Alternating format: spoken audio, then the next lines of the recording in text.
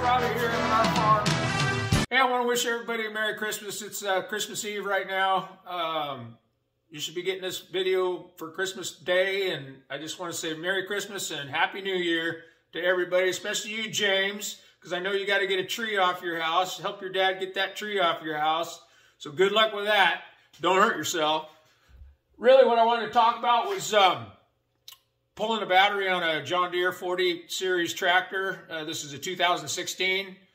It's not as easy as you think, especially when you're down by the barn, you know, in the cold and dark. But anyway, I'll just go through this real quick to show you guys in case, you know, you have to do this. So the first thing you have to do is pull the panels, the side panels here.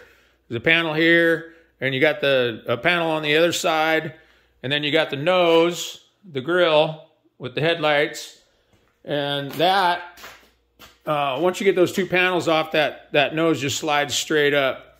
And so it's pretty simple to take off. You got to unplug all your wires from the nose and everything. And then when you get down to the meat and bones of the battery here, the battery holder, you know, this is basically what you got here. I had to modify this to fit the new battery.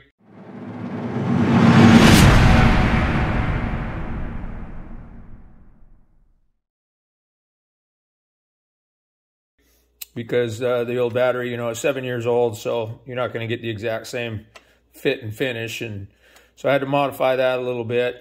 But to get it out, because those, when I did finally find these bolts that were in here, this was all covered with mud, you know, and I didn't even know that it was bolted right there until I got it in the shop. But I had to snap them off to get them out of there. They were just completely seized up.